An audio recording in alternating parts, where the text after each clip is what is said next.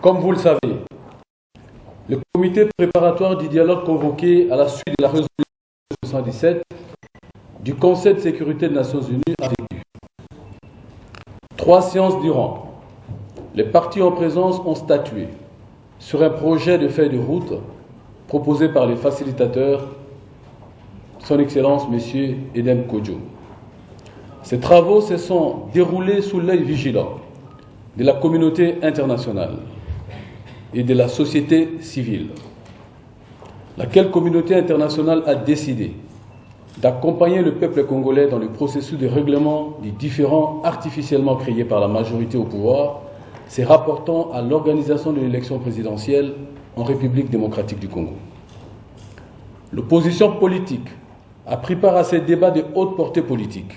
Néanmoins, la diversité constitutive de la classe politique n'a pas permis de réunir tout le monde, pour diverses raisons que nous comprenons et respectons par ailleurs. Certains de nos collègues, membres de l'opposition politique, ont décidé de ne pas prendre part au comité préparatoire.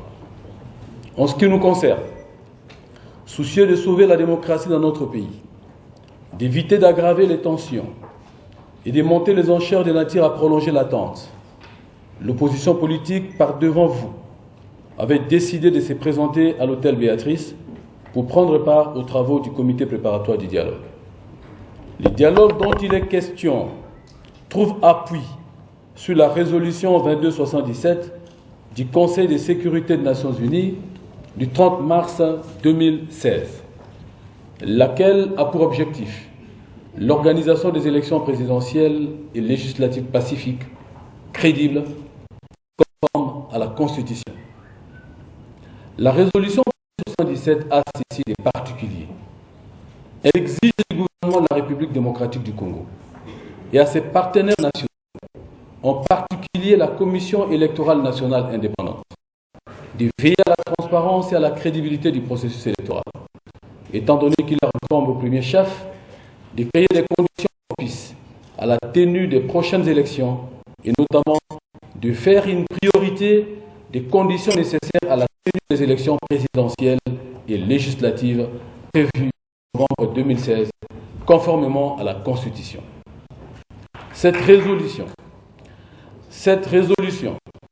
exhorte par ailleurs le gouvernement et toutes les autres parties concernées à créer les conditions nécessaires pour que le processus électoral soit libre, juste, crédible, ouvert, transparent, pacifique et conforme à la Constitution congolaise, pour qu'il s'accompagne d'un débat politique libre et constructif, et pour que soit assurée la liberté d'opinion et d'expression, la liberté de réunion, un accès équitable aux médias, y compris aux médias d'État, et la sécurité et la liberté de circulation de tous les candidats, ainsi que des observateurs et témoins, des journalistes, des défenseurs des droits de l'homme et des acteurs de la société civile, notamment des femmes.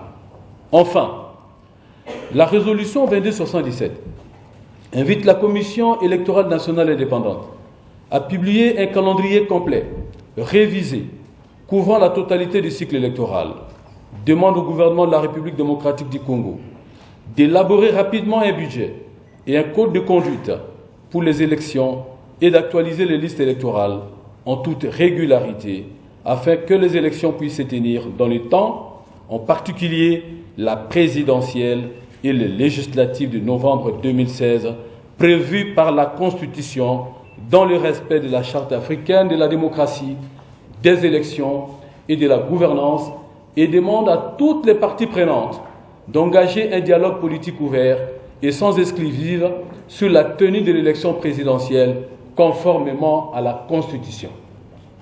Mesdames et messieurs de la presse, comme vous pouvez le remarquer, la résolution 2277, prise dans le cadre du chapitre 7 de la Charte des Nations Unies, c'est-à-dire le recours à la force en cas de menace contre la paix, des ruptures de la paix ou d'actes d'agression, est une approche plus qu'heureuse pour nous permettre de barrer la route et mettre fin à une dictature qui avance masquée et qui pointe désormais à l'horizon.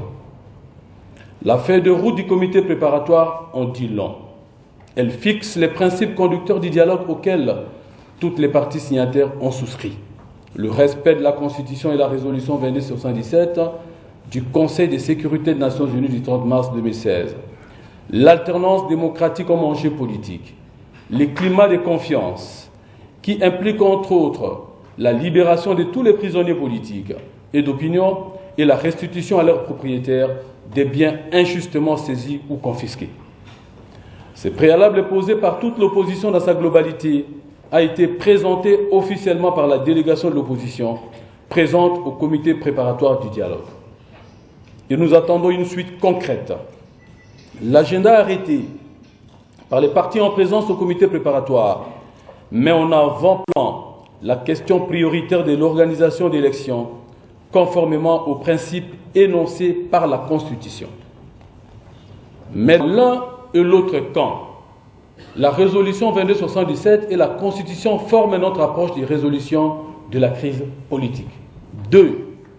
Dans l'un et l'autre camp, le respect de la Constitution est un mot d'ordre. 3. Dans l'un et l'autre camp, l'alternance démocratique est notre enjeu commun. 4. Si bien que dans l'un et l'autre camp, personne ne pourra supporter la présence de M. Kabila au pouvoir après le 19 décembre 2016.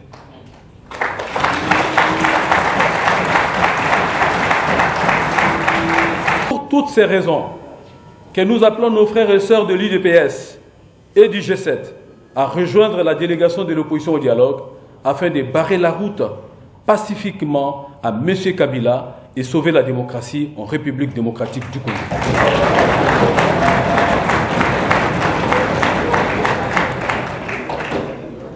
Je vous remercie. Je commence par vous féliciter pour vos questions, respectivement. Je voudrais commencer par la première. Notre ami nous qualifie l'opposition, la structure en deux groupes. Opposition pro-dialogue et opposition anti-dialogue. Je voudrais dire à mon collègue que toute l'opposition est pro-dialogue aujourd'hui. Il y a une année, seul l'UDPS est allié et M. Kabila était d'accord avec un dialogue que nous avons que d'autres ont rejeté à l'époque. Je crois que tout le monde est informé quand même. Et à l'époque, une ordonnance avait été signée le 15 novembre 2015 en vue de ces dialogues qu'un groupe ou une partie, pas la moindre de l'opposition, avait rejeté. Cette partie-là d'État était déjà pro-dialogue. Je voudrais vous rappeler. Si mon collègue me permet de me référer à Genval, les amis qui sont allés à Genval ont dans une résolution dit qu'ils demandaient la mise en œuvre intégrale de la résolution 2277 qui parle du dialogue. Nos amis du rassemblement aujourd'hui, ils sont pro-dialogue. Ce sont ceux qui étaient réticents au dialogue, sans la résolution 2277, sans la réponse à la demande du panel, qui aujourd'hui ont rejoint les dialogues selon la résolution 2277. Il n'y a pas dans l'opposition un groupe pro-dialogue et un autre groupe contre le dialogue. Ce serait faux du point de vue intellectuel, ce serait aussi faux du point de vue de la réalité, de fait. Nos collègues disent qu'ils sont d'accord avec les dialogues, mais ils posent des conditions. Ce sont les mêmes conditions que nous posons aussi. Simplement, nous, on a fait un choix différent. Les amis disent, nous revendiquons tout en état dehors. Nous nous disons, nous allons infléchir les positions à l'intérieur, avec les mêmes références, la Constitution, la résolution 2277. Je crois que c'est là cette différence. Et ça doit être clair. Maintenant, je peux répondre à la question. La question du préalable. Rappelez-vous que c'est une question essentielle, les libertés d'opinion. Les libertés politiques ne doivent pas être négociées dans ce qu'on appelle état de droit ou une démocratie. Sur ces questions-là, nous sommes fermes et nous sommes intransigeants.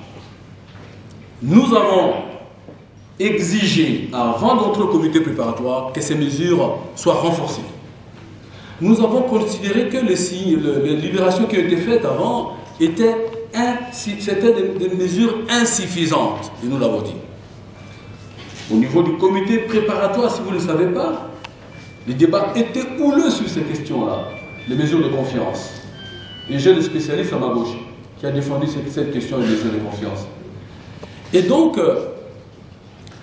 là-dessus, au sein du comité préparatoire les derniers jours d'ailleurs, notre délégation, votre délégation, a déposé une lettre adressée aux facilitateurs pour continuer à insister sur la matérialité des décisions qui ont été prises et sur de nouvelles mesures, des décrispations politiques sans lesquelles le dialogue va être difficile.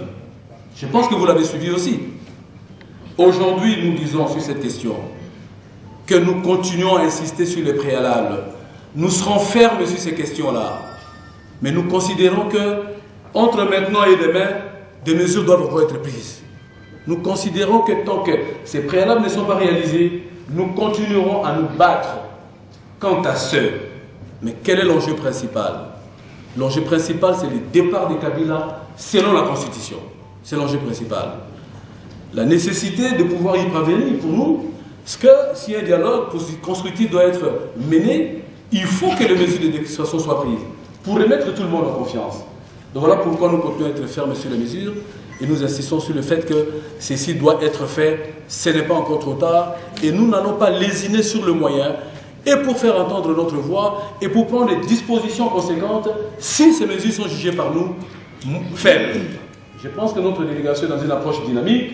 Ce soir, nous avons une réunion pour évaluer tout cela, y compris la question relative aux mesures de confiance. En rapport avec les déclarations qui auraient été faites par la personne que vous avez citée, que nous serions, lorsque nous sommes allés au dialogue, nous avions fait une discussion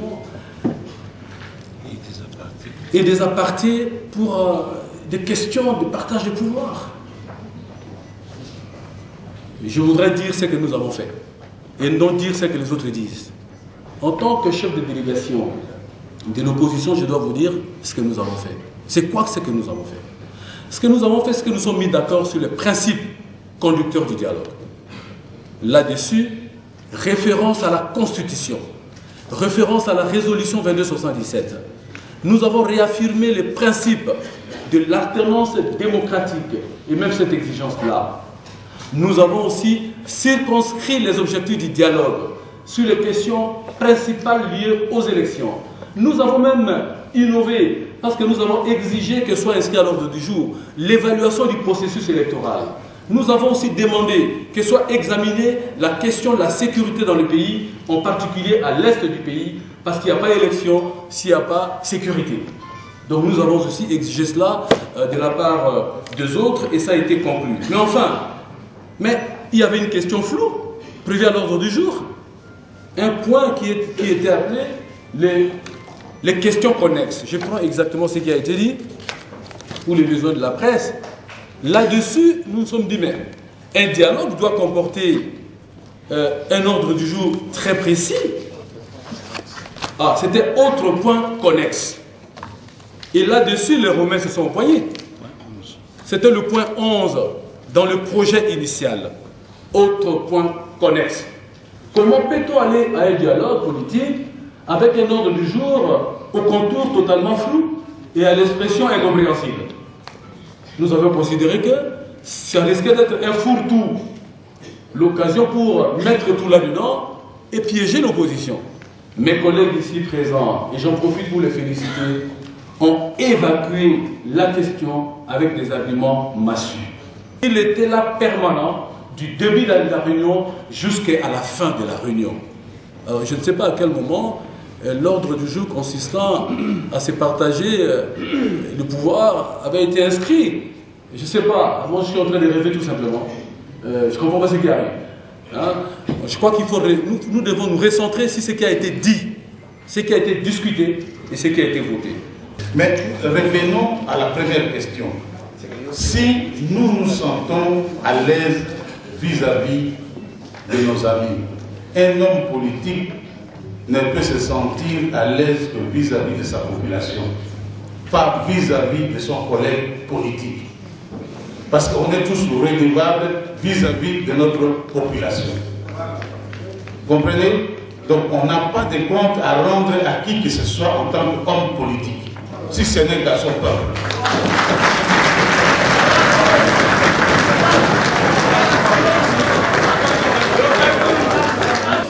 Et je vais plus loin. Il faudra qu'on puisse changer de mentalité en tant qu'homme politique. Nous refusons de négocier derrière le dos de notre peuple. S'il faut négocier, on négocie ici à Kinshasa, au vu et au su de tout le monde.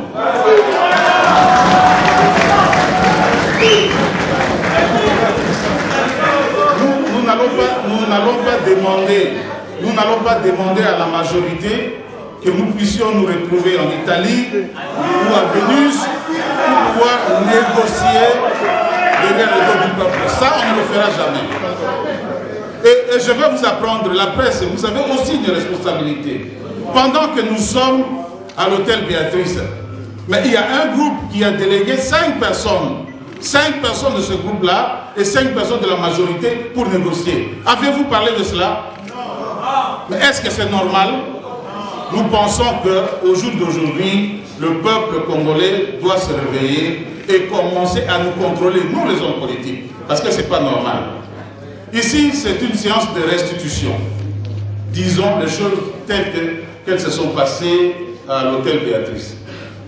Mais quand il y avait des divergences, qu'est-ce qu'on faisait? Parce que parmi nous, il y a des spécialistes de négociation. Parmi nous, il y a des juristes chevronnés. Et quand il y a une divergence qui persiste, qu'est-ce que le facilitateur faisait? Mais on faisait une délégation autour de notre chef de délégation et de l'autre côté la majorité ainsi que la société civile. Et cette délégation s'est retirée pour trouver un compromis. Revenez nous le dire. Ça, on appelle ça en négociation la méthode de 4 cadrans. Vous partez, vous négociez, si ça ne va pas, vous rentrez à la base, et si la base accepte, vous approuvez la solution. Mais c'est ce qui a été fait, et ça se faisait sous l'auspice d'un des facilitateurs, c'est-à-dire la facilitation. Et dans la salle, donc il n'y avait pas de coulisses comme j'ai entendu parler dans d'autres médias. Pas question. Vous pensez que nous sommes des pères et des grands-pères, nous allons nous vendre pourquoi? Pour combien? Entre nous soit dit. Respectons-nous quand même. Il n'y a pas eu un problème d'argent. Et si vous voulez parler de perdième, parlons-en, soyons clairs. Mais le facilitateur nous a dit, le taux qu'on nous a donné, c'est le taux des Nations Unies. Voilà. Et le taux des Nations Unies. Et tout le monde a eu ça, y compris la personne qui dit qu'on a négocié sous police.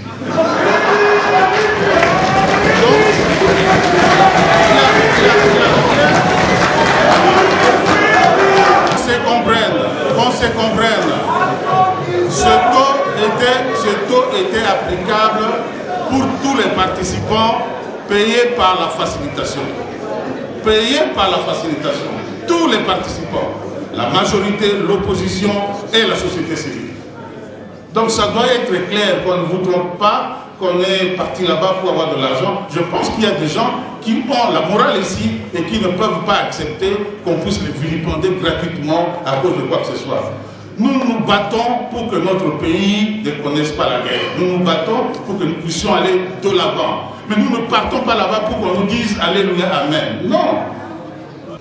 Alors la troisième question, c'est cette question de poste, d'argent qui est extrêmement dangereuse au niveau de la classe politique congolaise et de la presse. Vous vous imaginez que tout le monde est corrompu ou corruptible? Non, il y a des hommes intègres dans ce pays. Lorsque vous avez été vice-président de la République, quel est le poste auquel vous aspirez, sinon que le poste du président de la République? C'est si simple que ça. Mais même ceux qui ne l'ont pas été, il y a des hommes de valeur. Il faut croire dans les valeurs. Lorsque la nation ne marche pas, lorsqu'il y a une crise qui pointe à l'horizon, vous pensez que nous devons nous arrêter et laisser les cases et les immeubles brûler? C'est cela la sagesse?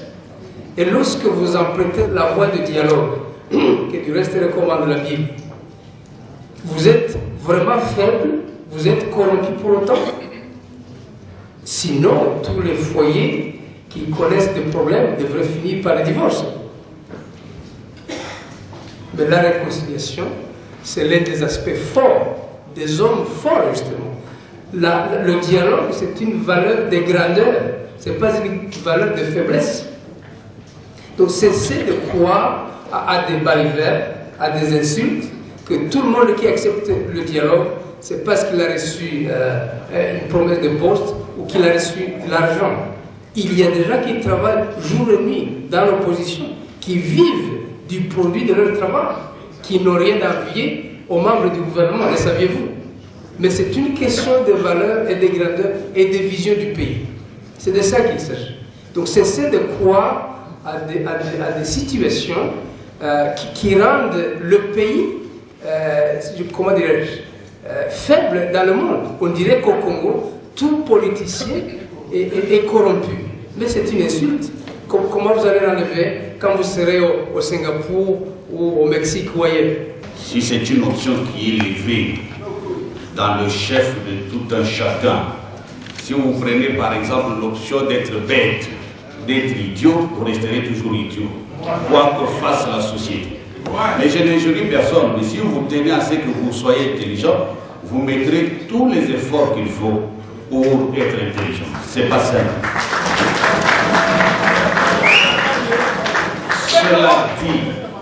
Cela dit, parce que je sais que beaucoup attendent que nous parlions, je voulais ne pas parler. Mais je me rends compte que la plupart de questions qui sont posées font allusion à mon parti et à notre parti et à la prestation à laquelle vous avez été conviés hier ou avant-hier, je ne sais plus très bien, puisque moi-même j'ai eu l'information beaucoup plus tard par le canal du gouverneur José Makila. Alors que nous étions en train de continuer à insister auprès de la facilitation sur la question des préalables qu'il fallait impérativement rencontrer avant le début du dialogue, et cela sur une recommandation particulière de notre chef, le président Vital Kamerhe. Mais c'est là où on ne veut pas faire de la publicité autour de ce genre de choses parce que ce n'est pas convenant. Posez la question à la personne qui vous a fait des grandes révélations. Veuillez vous poser la question suivante. La personne peut-elle vous permettre d'aller voir la facilitation et récupérer la copie de la première liste qui avait été déposée à la facilitation, voir qui était la personne, l'unique délégué de l'UNC qui avait été désigné, c'était qui et qui l'avait désigné. Au-delà de toute éthique administrative, vous êtes désigné délégué. Mais vous n'êtes pas désigné, vous vous désignez et vous signez vous-même la lettre. Et après vous dites que vous avez été appelé à participer. Non, j'ai voulu être là moi-même et je me suis mis moi-même parce que le président du parti n'était pas présent à Kinshasa. Et j'étais là le jour de la validation du mandat. Je représentais le parti avec l'honorable Aimé Bouge. Allez à la facilitation au secrétariat, demandez qu'on vous montre la première copie, la première correspondance. Quand l'UNC n'avait qu'un seul délégué, qui était ce délégué-là et qui avait signé la note transmise à la facilitation. Vous serez édifié sur le niveau d'éthique que l'on vous a présenté. Je suis en train de vous poser beaucoup de questions sur cette sortie peu recommandable par la vertu politique à laquelle vous avez assisté hier pour ceux qui ont eu la malchance de ne pas y assister. Je n'ai pas eu ce genre de mésaventure à ce qui me concerne. Donc, veuillez voir un peu, je ne sais pas. Vous avez entendu les différents délégués de l'opposition ici. Je ne sais pas à quelle occasion et pour quelle raison on pouvait faire de telles avances aux délégués de l'opposition dans la mesure où il ne s'agissait que d'établir, de dresser la liste des points à inscrire à l'ordre du jour du dialogue. Quel était un enjeu qui pouvait être aussi important que l'on puisse vous approcher pour vous faire de telles avances? Mais je suis aussi en train de réfléchir ensemble avec vous et avec les personnalités autour de nous ici. Je me dis, pour qu'on vous fasse de telles avances, c'est qu'il est possible qu'on ait senti, qu'on ait perçu dans le chef de la personne des prédispositions à être approché pour entendre ce genre de choses.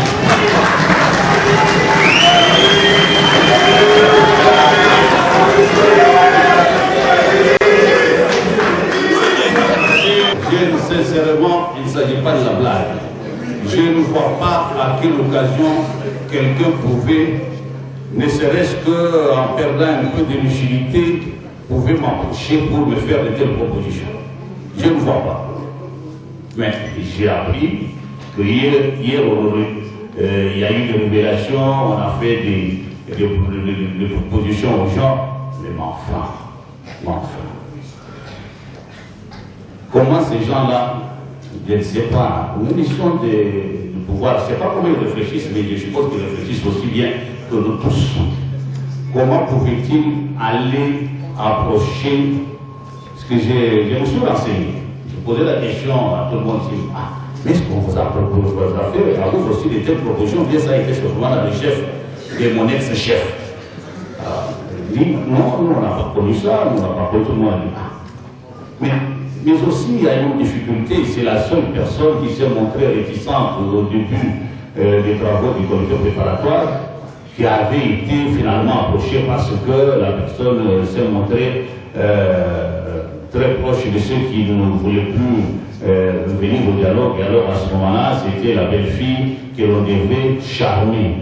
Et pour avoir quoi? Quand vous approchez quelqu'un, c'est que la personne doit vous apporter quelque chose. Mais qu'est-ce que vous donnez en retour? Il n'est pas question ici que nous puissions prélever l'accès sur la situation de tout un chacun dans nos partis politiques. Je dis et je vous réponds. Donc, le président Kabila a une dette de vous. Il finira par la payer.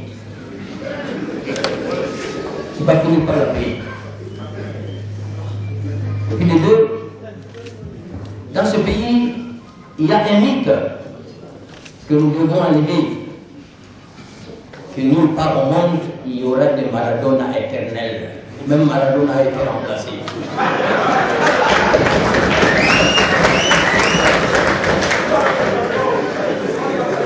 Je ne suis pas fort dans la Bible comme le président Rouberois. Est-il aussi dit dans la Bible que ce n'est pas Moïse, quels que soient les sacrifices endurés, qui a fait traverser les Égyptiens, les Israéliens de la terre, dans la terre promise. Ce n'est pas lui. Il y a eu quelqu'un d'autre à sa place.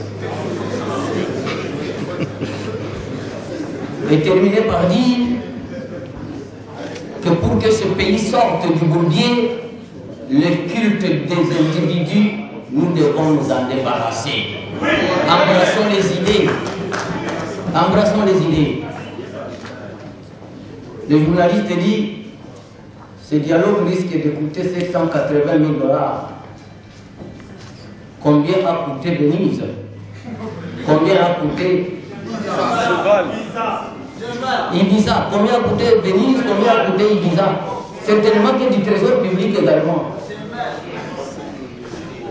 Et chers frères, tel que vous nous voyez devant vous ici, nous ne sommes pas des lions, nous ne sommes pas des éléphants, nous sommes des simples termites.